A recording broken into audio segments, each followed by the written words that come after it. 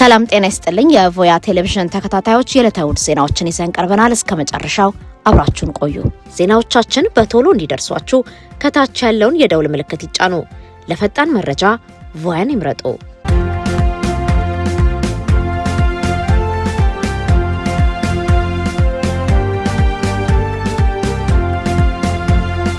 ኦብነግና ህወሓት ለኤርትራ መንግስት የደስታ መግለጫ አስተላለፉ። የኦጋዴን ብሔራዊ ነጻነት ግንባርና የትግራይ ህዝብ ነጻ አውጪ ግንባር ዛሬ በየፊናቸው ባወጡት መግለጫ ለኤርትራ 35ኛ ዓመት የነጻነት በዓል የደስታ መልእክትን አስተላልፈዋል። ህወሓት በመግለጫው የኤርትራ ህዝብ የራሱን ዕድል በራስ ለመወሰን ለ30 ዓመታት ባደረገው ትግል የትግራይ ህዝብና መሪ ድርጅት ህወሓት ትልቅ ድጋፍ ሲያደርጉም ቆይተዋል ካለ በኋላ ኤርትራ ነጻነቷን ካገኘች ከ35 ዓመት በኋላም ይህንን አቋማቸውን በድጋሚ ለማረጋገጥ እንደሚፈልጉ አስታውቀዋል።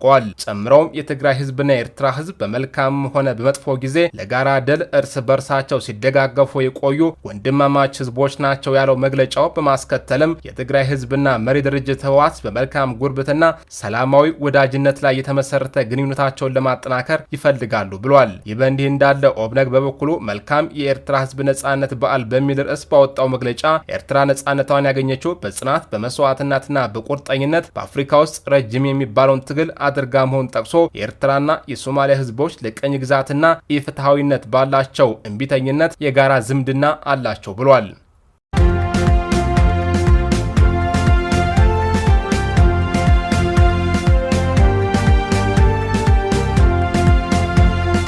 የአማራ ህዝብ እየተገደለ ምርጫ አይደረግም።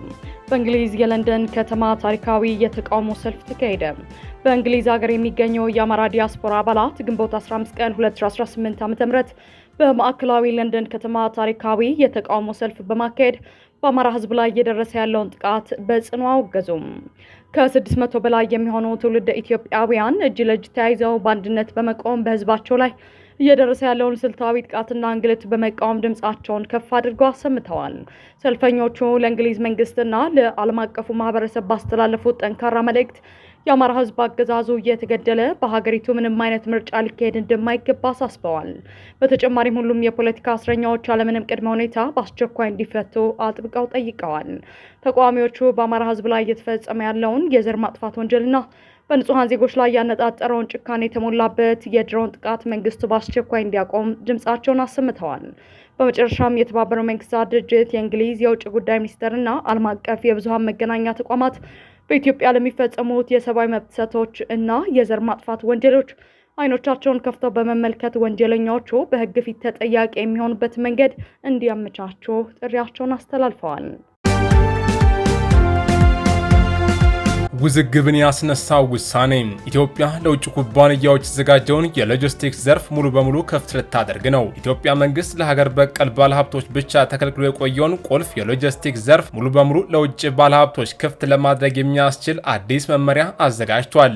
ይህ የቴሌኮምና የፋይናንስ ዘርፎችን ፈለግ የተከተለው ውሳኔ በሀገር ውስጥ የሎጂስቲክ አቅራቢዎች ዘንድ ከፍተኛ ተቃውሞና ስጋትን ፈጥሯል። ትክክለኛ የትግበራ ቀኑ ባይገለጽም አዲሱ መመሪያ ከቀጣዩ በጀት ዓመት መመሪያ አንስቶ ተግባራዊ ሊደረግ እንደሚችል ጉዳዩን በቅርበት የሚያውቁ ምንጮች ለካፒታል ጋዜጣ ገልጸዋል። በኢትዮጵያ የሚንቀሳቀሱ የውጭ ባለሀብቶች የሎጂስቲክስ ዘርፍ ለስራቸው ትልቅ ማነቆ መሆኑን በተደጋጋሚ ሲያነሱ ቆይተዋል። ይህንንም ተከትሎ የተለያዩ ሀገራትና የጥቅም ቡድኖች መንግስት ዘርፉን ክፍት እንዲያደርግ ከፍተኛ ግፊት ሲያደርጉ መቆየታቸው ይታወቃል። ይሁን እንጂ የሀገር ውስጥ የሎጂስቲክ ኦፕሬተሮች ይህን የመንግስት ውሳኔ አጥብቀው ይቃወማሉ።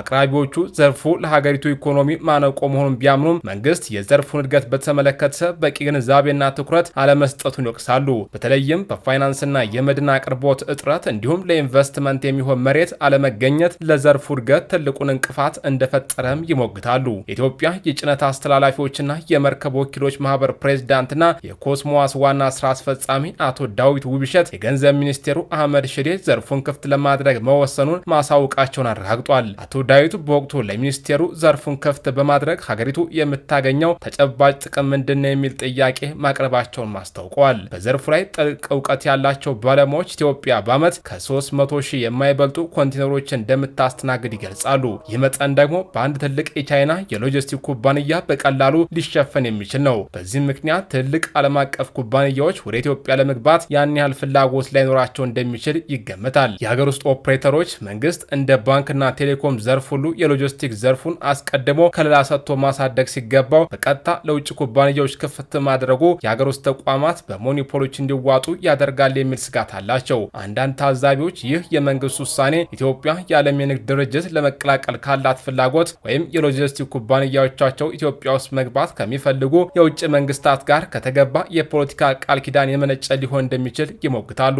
ከ3 ሳምንታት በፊት የወጣው የአሜሪካ የንግድ ተወካይ ጽህፈት ቤት ሪፖርት እንዳመላከተው በኢትዮጵያ ያለው የሎጂስቲክ ወጪ ከጠቅላላው የምርት ዋጋ ከ22 እስከ 27 በመቶን ይዛል። ይህ ብቻ ሳይሆን የጭነትና የመጓጓዣ ወጪው ከጎረቤት ሀገራት ጋር ሲነጻጸር በ60 በመቶ ብልጫ አለው። መንግስት ቀደም ሲል የኢትዮጵያ ባህር ትራንስፖርትና ሎጂስቲክ ብቻውን ይዞት የነበረውን የብዝሃ ሞዳል ትራንስፖርት ሞኖፖሊ በማስቀረት 6 ተጨማሪ ኦፕሬተሮችን ፈቅዷል። ከዚህም ባሻገር የውጭ ኩባንያዎች እስከ 49 በመቶ ድርሻ እንዲኖራቸው መፍቀዱ ይታወሳል። አሁን ደግሞ የደረቅ ወደቦችን የጭነት ማስተላለፍና የሎጂስቲክ አገልግሎቶችን ጨምሮ ቁልፍ የሎጂስቲክ ንዑስ ዘርፎችን ሙሉ በሙሉ ክፍት ለማድረግ የሚያስችለውን የህግ ማዕቀፍ እስከ መጪው ታህሳስ ወር መጨረሻ እንደሚጠናቀቅ መንግስት አረጋግጧል።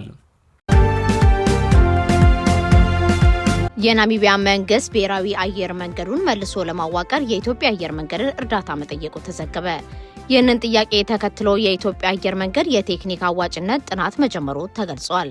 ዋና ስራ አስፈጻሚው አቶ መስፍን ጣሰው ለፎርቹን ጋዜጣ ሲናገሩ በመሰረተ ሀሳብ ደረጃ ድጋፍ ለማድረግ ተስማምተናል።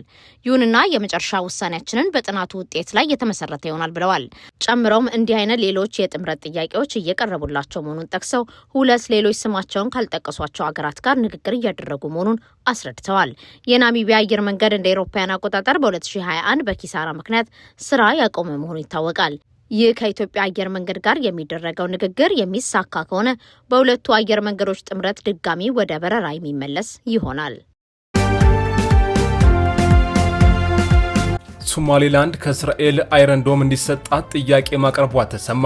በእስራኤል የሰለጠኑ 50 ያህል የሶማሌላንድ ልዩ ኮማንዶዎች በዚህ ሳምንት ወደ ሀገራቸው መመለሳቸውን ዘቴሌግራፍ የተሰኘው እንግሊዝ ጋዜጣ ዘግቧል። እንደ ዘገባው እነዚህ ወታደሮች የዘመናዊ ጦር መሳሪያ አጠቃቀምን ጭምር የሰለጠኑ ሲሆን ይህም በሁለቱ ሀገራት መካከል ያለው የደህንነት ትብብር የተጠናከረ መምጣቱን የሚያሳይ ነው። ስልጠናው የተሰጠው የሶማሌላንድን የነጻነት በዓል ምክንያት በማድረግ የእስራኤል ከፍተኛ ልዑካን ቡድን በሀርጌሳ ጉብኝት ማድረጉን ተከትሎ መሆኑን ዘገባው ጠቅሷል። በዚህ ጉብኝት ወቅት የሶማሊላንድ ፕሬዝዳንት አብዱላሂ ኢሮ ለእስራኤል ባለስልጣናት አይረን ዶም እንዲሰጣቸው ጥያቄ ማቅረባቸውን የጠቀሰው ዘገባው ለዚህም በየመን የሚገኙት የሁቲ ታጣቂዎች የሚሳኤል ጥቃት ሊያደርሱ ይችላሉ የሚል ስጋታቸውን መግለጻቸውን አስረድቷል። በተለይም እስራኤል በቀጣይነት በበርበራ ወደብ ልታደርግ ላቀደችው ኢንቨስትመንት የሚሳኤል መከላከያ ስርዓት እንደሚያስፈልጋት ገልጸው በሶማሊላንድ አይረን ዶም መትከል እንደሚገባ ማስታወቃቸውን ዘግቧል። ይህ በእንዲህ እንዳለ 16 ሙስሊም አረብ ሀገራት ዛሬ ባወጡት መግለጫ እስራኤል በኢየሩሳሌም ውስጥ የሶማሊላንድ ኤምባሲ ለመክፈት መወሰኗን ተቃውሟል። ውሳኔውንም ህገወጥ ነው ብለውታል።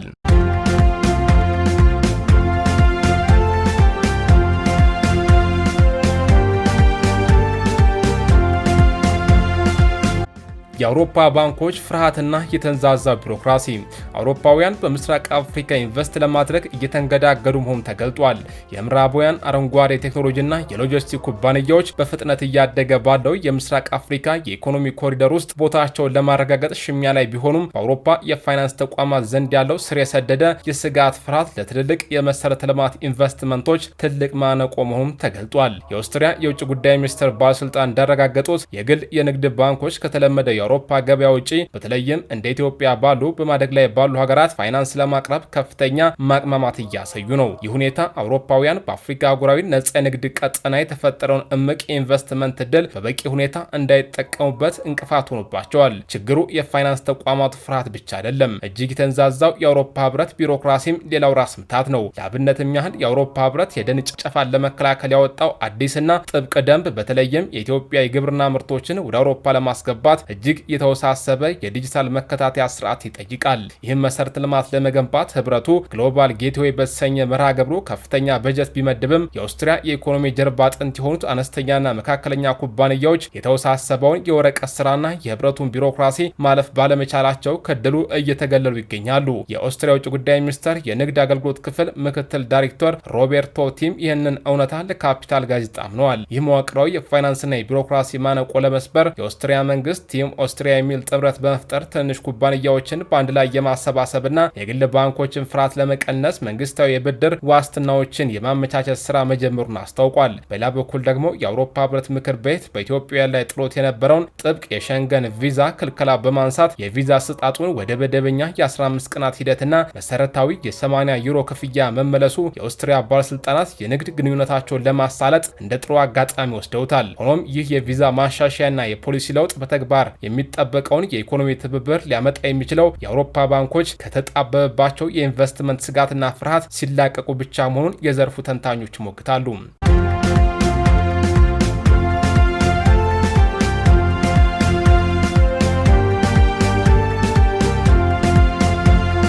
የኢራንና የኤርትራ አዲስ የትብብር ምዕራፍ በሁሉም ዘርፎች ግንኙነታችንን እናጠናክራለን አለች። የእስላማዊት ሪፐብሊክ ኢራን የውጭ ጉዳይ ሚኒስትር የኤርትራን 30ኛ ዓመት የነጻነት በዓል አስመልክቶ ለሀገሪቱ መንግስትና ህዝብ የእንኳን ደስ አላችሁ መልእክትን አስተላልፏል። ሆኖም ከዚህ የተለመደ የዲፕሎማሲ መልእክት ጀርባ በጂኦፖለቲካዊ መድረክ ትኩረትን የሚስብ ወሳኝ አቋም ተንጸባርቋል። የኢራን የውጭ ጉዳይ ሚኒስትር በይፋዊ የማህበራዊ ትስስር ገጹ ላይ እንዳሰፈረው በሁለቱ ሀገራት መካከል ያለው የሁለትዮሽ ግንኙነት በሁሉም ዘርፎች በማጠናከር የቴሄራንና የአስመራን የጋራ አጀንዳ መሆኑን በግልጽ አስታውቋል። ይህ የኢራን መግለጫ በዓለም አቀፍ ማህበረሰብ ዘንድ ከፍተኛ ጫናና ማዕቀብ የሚበዛባቸው ሁለቱ ሀገራት ከዲፕሎማሲያዊ ግንኙነት ባለፈ በኢኮኖሚ በደህንነትና በወታደራዊ ዘርፎች ጭምር ትብብራቸውን ወደ ላቀ ደረጃ ለማሸጋገር መዘጋጀታቸውን ፍንጭ የሚሰጥ ሆኗል። በተለይም በቀይ ባህር ቀጠና ካለው ወቅታዊ ውጥረት አኳያ ኢራን ከኤርትራ ጋር በሁሉም ዘርፍ የምታደርገው መቃረብ የቀጠናውን የፖለቲካ ትኩሳት ይበልጥ ሊያጦፈው እንደሚችል የፖለቲካ ታዛቢዎች ይሞግታሉ።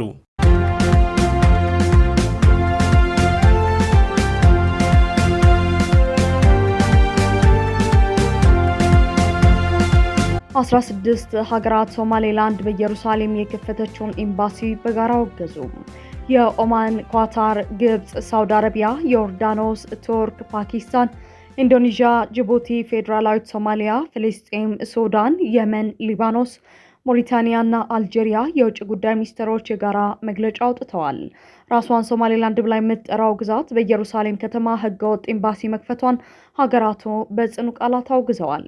ሚኒስትሮቹ በጋራ ባወጡት መግለጫ ይህ የሶማሌላንድ እርምጃ ተቀባይነት የሌለው መሆኑን ገልጸዋል። ድርጊቱ ዓለም አቀፍ ህግንና የተባበሩ መንግስታት ድርጅት የውሳኔ ሀሳቦችን በግልጽ የሚጥስ እንዲሁም የተያዘችውን ኢየሩሳሌም ህጋዊና ታሪካዊ ሁኔታ በቀጥታ የሚጋፋ ነው ብለዋል። በኢየሩሳሌም ላይ ህገወጥ እውነታን ለመፍጠር የሚደረጉ ማንኛውም የአንድ ወገን እርምጃዎች ሙሉ በሙሉ ውድቅ ማድረጋቸውን ሚኒስትሮቹ አረጋግጠዋል። ዓለም አቀፍ ህግና የተባበሩ መንግስታት ድርጅት ውሳኔዎችን ለሚጥሱ አካላት ወይም ስምምነቶች እውቅና መስጠት እንደማይገባም አሳስበዋል። የምስራቅ ኢየሩሳሌም ከ1967 ጀምሮ የተያዘች የፍልስጤም ግዛት መሆኗን በድጋሚ በማረጋገጥ ህጋዊና ታሪካዊ ሁኔታዋን ለመቀየር የሚደረጉ ማናቸውም ሙከራዎች ከንቱ፣ ዋጋ ቢስና ምንም አይነት ህጋዊ ውጤት የማያስከትሉ መሆናቸውን አስታውቀዋል። በመጨረሻ ሚኒስትሮቹ ለፌዴራላዊት ሪፐብሊክ ሶማሊያ አንድነት፣ ሉዓላዊነትና የግዛት አንድነት ያላቸውን ሙሉ ድጋፍ አረጋግጠዋል። የሶማሊያን የግዛት አንድነት የሚነካ ወይም ሉዓላዊነቷን የሚሸረሽር ማንኛውም የአንድ ወገን እርምጃ ሙሉ በሙሉ እንደማይቀበሉት አበክረው ገልጸዋል። ቅዱስ ጊዮርጊስ ክለብ አቶ አብነት ገብረ መስቀልን በይፋ አባረረ። አንጋፋው ቅዱስ ጊዮርጊስ ክለብ ከወራት በፊት ባደረገው አወዛጋቢ ጠቅላላ ጉባኤ አቶ አብነት ገብረ መስቀልን ሊቀመንበር አድርጎ መምረጡ ይታወሳል። በወቅቱ አቶ አብነት በሌሉበት መመረጣቸው እንዳለ ሆኖ በርካታ የህጋዊ አካሄድ ስህተቶች መፈጠራቸው መገለጹ ይታወቃል። ጉዳዩ በፍርድ ቤት ጭምር ክስ የቀረበበት ቢሆንም የተለያዩ አካላት ጣልቃ መግባት ባደረጉት ድርድር አቶ አብነት ከክለቡ አመራርነት በፍቃዳቸው ለመልቀቅ ፍቃደኛ በመሆናቸው ክሱ እንዲቋረጥ መደረጉ አይዘነጋም። ይህ በእንዲህ እንዳለ ክለቡ ዛሬ ባከናወነው ጉባኤ አቶ አብነትን በይፋ አባሮ በምትካቸው ጊዜያዊ የአመራር ቦርድ መርጧል። በአዲስ አበባ ከተማ በሚገኘው አድዋ ሙዚየም በተከናወነው በዚህ ጉባኤ ክለቡን ለሚቀጥሉት 5 ወራት የሚመሩት 9 የቦርድ አባላት ተመርጠዋል። እነሱም አቶ ነሲቦ ጫኮ ከሚድሮክ ኢንቨስትመንት፣ አቶ ዮሐንስ ሚሊዮን ከዳሽን ባንክ፣ አቶ በኃይሉ አየለ ከቢጂአይ፣ አቶ እዝራ መሐሪ ከመሐ ለስላሳ መጠጦች፣ አቶ ሰለሞን መገርሳ፣ አቶ ስዩም ከበደ፣ አቶ ዳዊት አስፋው፣ አቶ ቶፊቅ መሐመድና አቶ ሰለሞን ጥላሁን ናቸው።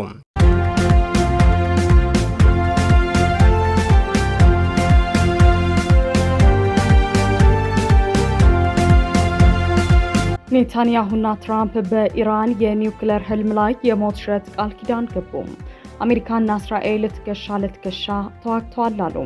የእስራኤሉ ጠቅላይ ሚኒስትር ቤንያሚን ኔታንያሁ ከአሜሪካው ፕሬዝዳንት ዶናልድ ትራምፕ ጋር በኢራን ጉዳይ ላይ ትኩረቱን ያደረገ ጥልቅና ወሳኝ የስልክ ውይይት ማድረጋቸውን አስታወቁ።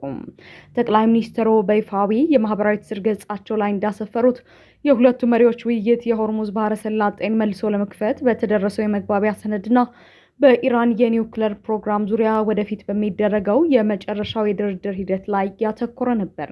ኔታንያሁ ፕሬዝዳንት ትራምፕ ለእስራኤል ደህንነት ላሳዩት የማይናወጥ ቁርጠኝነት ጥልቅ ምስጋናቸውን አቅርበዋል። በተለይም ኦፕሬሽን ሮኒንግ ላይን እና ኤፒክ ፊዮሪ በተባሉት ወታደራዊ ዘመቻዎች የአሜሪካና የእስራኤል ጦር የኢራንን ስጋት ለመመከት ትከሻ ለትከሻ ተሰልፈው መዋጋታቸውን በኩራት አስታውሰዋል። በውይይታቸው ወቅት ሁለቱ መሪዎች ከኢራን ጋር የሚደረግ ማንኛውም የመጨረሻ ስምምነት የኒውክሌር አደጋን ሙሉ በሙሉ ማስወገድ እንዳለበት በጽኑ ተስማምተዋል። ይህንንም ተግባራዊ ለማድረግ የኢራንን የኒውክሌር ማበልጸጊያ ጣቢያዎችን ሙሉ በሙሉ ማፍረስና የበለጸገውን የኒውክሌር ማዕድን ከኢራን ግዛት ጠራርጎ ማስወጣት የግድ እንደሚል አስምረውበታል። ፕሬዚዳንት ትራምፕ በበኩላቸው እስራኤል ሊባኖስን ጨምሮ በየትኛውም ግንባር ከሚቃጣበት ጥቃትና ስጋት ራሷን የመከላከል ሙሉ መብት እንዳላት ዳግም አረጋግጠዋል። ጠቅላይ ሚኒስትር ኔታንያሁ መግለጫቸውን ሲያጠቃልሉ በእነርሱና በሀገሮቻቸው መካከል ያለው አጋርነት በጦር ሜዳ የተረጋገጠና ከምንጊዜም በላይ የጠነከረ መሆኑን ገልጸው የሁለቱ መሪዎች ፖሊሲ አሁንም እንዳልተቀየረና ኢራን የኒውክሌር መሳሪያ ፈጽሞ እንደማይኖራት በማሳሰብ የጋራ አቋማቸውን አስተጋብተዋል። የኢትዮጵያ ዲፕሎማሲ በዋሽንግተን አዲስ ምዕራፍ ቢጀምርም የግብፅን ጫና ለመመከት ግን ወሳኝ የፖለቲካ መረቦችን መድረስ እንዳለበት ተጠቆመ። በቅርቡ የኢትዮጵያ መንግስት በአሜሪካ ዋሽንግተን ዲሲ እያደረገ ያለው የዲፕሎማሲ እንቅስቃሴ አበረታች መሻሻሎችን ቢያሳይም በዋይት ሀውስ የውሳኔ ሰጪዎች ጠረጴዛ ላይ ተጽዕኖ ከመፍጠር አኳያ አሁንም ከግብጽ ጋር ሲነጻጸር መዋቅራዊ ክፍተቶች እንዳሉበት ተገለጸ። በአፍሪካ ቀንድ የፖለቲካና ደህንነት ጉዳዮች ተመራማሪ በሆኑት ብሌን ማሞ የቀረበው አዲስ የፖለቲካ ትንታኔ እንደሚያትተው ኢትዮጵያ ከአሜሪካ የውጭ ጉዳይ መስሪያ ቤት፣ ከምክር ቤት ወይም ኮንግሬስና ከፖሊሲ አጥኚ ተቋም ጋር ያላት የዲፕሎማሲ ግንኙነት ከበፊቱ በተሻለ ሁኔታ አድጓል።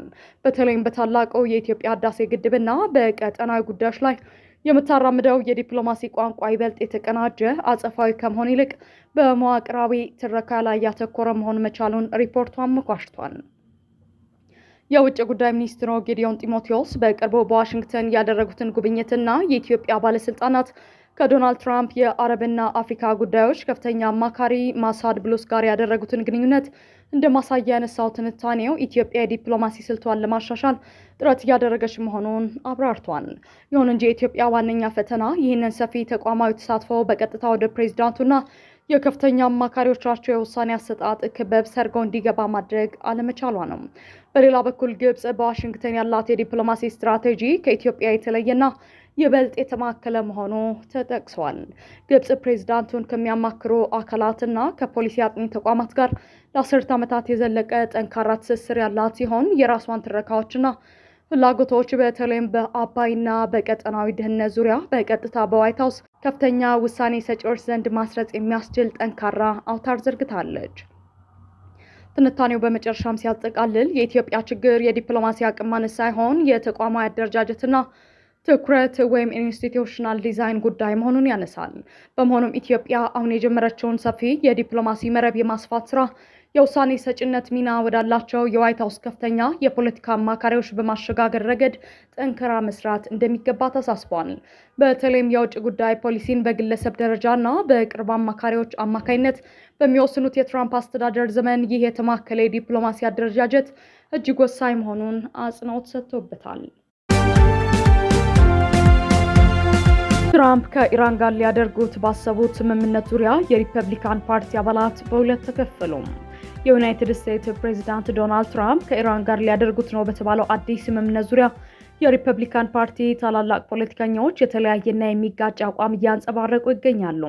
እስካሁን በይፋ የተደረሰ ስምምነትም ሆነ የወጣ ዝርዝር መረጃ ባይኖርም ሊኖር ይችላል የተባለው ስምምነት በፓርቲ ውስጥ ከፍተኛ ክርክር አስነስቷል። ታዋቂው ሴኔተር ቴድ ክሩዝ በጉዳዩ ላይ ከፍተኛ ስጋት እንዳደረባቸው ገልጸዋል። ሴኔተሩ በማህበራዊ ትስስር ገጻቸው ላይ ባሰፈሩ ጽሑፍ ትራምፕ በኢራን ላይ ጥቃት መክፈታቸው ትክክለኛ እርምጃ ቢሆንም ስምምነቱ ኢራን በቢሊዮን የሚቆጠር ዶላር እንድታገኝ፣ ዩራኒየም እንድታበለጽግ፣ የኒውክሌር መሳሪያ እንድትሰራና የሆርሙዝ ባህረ ሰላጤን እንድትቆጣጠር የሚፈቅድ ከሆነ ግን አስከፊ ስህተት ይሆናል በማለት አጥብቀው አስጠንቅቀዋል። በተመሳሳይ ሴኔተር ቶም ቲልስ ሂደቱ ትርጉም እንደማይሰጣቸው ተናግረዋል።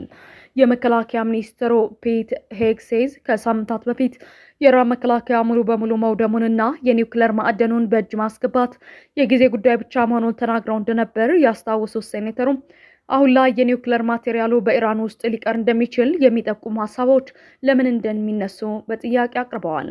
በሌላ በኩል ደግሞ ስምምነቱን በአዎንታዊ መልኩ የሚመለከቱ የፓርቲው አባላት አልጠፉም።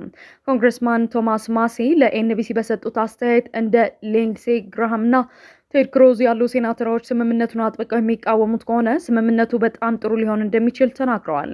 ኮንግረስማን ማሲ ባለፈው ዓመት የአሜሪካ ጦር ያለ ኮንግረሱ ፍቃድ በኢራን ላይ ወታደራዊ እርምጃ እንዳይወስድ የሚከለክል የውሳኔ ሀሳብ አቅርበው እንደነበር ይታወሳል።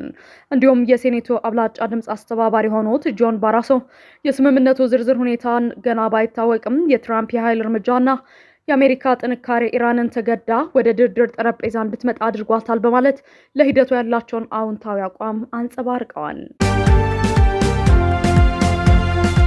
ከዓመታት በፊት በባችለር ዲግሪ ያስተዋወቅናችሁ አቤል በላይ አሁን የህግ ዶክትሬት ዲግሪውን ተቀብሏል።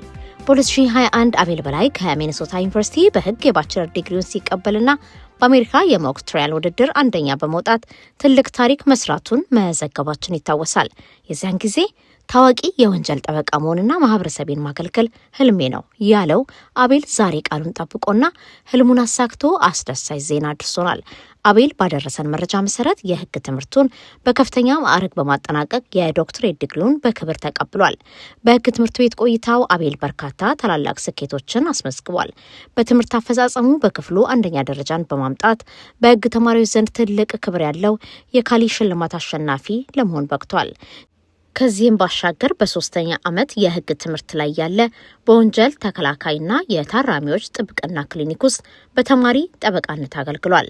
በዚህም የራሱን ደንበኞች በመወከልና ፍርድ ቤት ቀርቦ ዳኞች ፊት ባደረገው የህግ ክርክር 5 የተለያዩ ሰዎችን ከስር ነጻ ማስወጣት ችሏል። ገና ትምህርቱን ሳያጠናቅቅ ይህን የመሰለ ተግባራዊ ስኬት ማስመዝገቡ ትልቅ የወደፊት ተስፋውን የሚያሳይ ነው። በተጨማሪም ፍርድ ቤት በመቅረብ ከሚያደርገው የጥብቅና ስራ ጎን ለጎን በማረሚያ ቤት ለሚገኙ ታራሚ ሴቶች የህግ ጽሑፍ አዘገጃጀትን በማስተማር ማህበረሰባዊ ግዴታውን በከፍተኛ ሁኔታ ተወጥቷል። እነዚያ ባህሉን ቋንቋውን አውቆ እንዲያድግ ከፍተኛ ጥረት ያደረጉት ወላጆቹ ከበደ በላይ፣ ሙሉ ጸጋዬ፣ ልዑል ሰገድ ደምሴ ዛሬ ልጃቸው የደረሰበት የዶክትሬት ማዕረግና ተግባራዊ የስኬት ጉዞ ሲመለከቱ ኩራታቸው እጥፍ ድርብ ሆኗል። አቤል ለደረስክበት የዶክትሬት ማዕረግ እንኳን ደስ አለ። በቀጣይ የጥብቅና የስራ ዓለምም የተሻለ ስኬትን እንመኝልሃለን። ከቮያ ቴሌቪዥን። የኤርትራ መንግስት ሚዲያዎች የሀገሪቱን የነጻነት በዓል አስመልክቶ የአሜሪካው ፕሬዝዳንት ዶናልድ ትራምፕ ሰፊ የእንኳን አደረሳችሁ መልእክት እንደላኩላቸው ቢዘግቡም በዋይት ሀውስ ይፋዊ ድረገጽ ላይ ግን ይህንን የሚያረጋግጥ ምንም አይነት መረጃ አለመገኘቱ ትችትን አስነሳ። ጉዳዩን አስመልክቶ ታዋቂው የፖለቲካ ተንታኝ ካሜሮን ሃድሰን በኤክስ ገጹ ላይ ባሰፈረው ጽሑፍ የኤርትራ ሚዲያዎች ትራምፕ ሰፊ የእንኳን ደስ አላችሁ መልእክት ልከዋል እያሉ ነው። ነገር ግን በዋይት ሀውስ ድረገጽ ላይ የዚህ መልእክት ምንም አይነት ሪከርድ የለም። ይህ በጣም የሚያስገርም ነው ሲል የኤርትራ ሚዲያዎች ዘገባ አጣጥሎታል። ሀድሰን አክሎም በአሜሪካ የውጭ ጉዳይ መስሪያ ቤት ይፋ ድረገጽ ላይ መደበኛ የሆኑት የማርኮ ሩቢዮ መልእክቶች ማግኘት ቢቻልም የኤርትራ ሚዲያዎች ያሉት አይነት ሰፊ የፕሬዝዳንት መልእክት ግን አለመኖሩን የውጭ ጉዳይ መስሪያ ቤቱ ሊንክ በማያያዝ አጋልጧል። ይህ በታዋቂ ተንታኝ የተጋለጠው የመረጃ መጣረስ የኤርትራ መንግስት ሚዲያዎች የሚያስተላልፉት መረጃ ተአማኒነት በእጅጉ ጥያቄ ውስጥ የከተተ ሆኗል።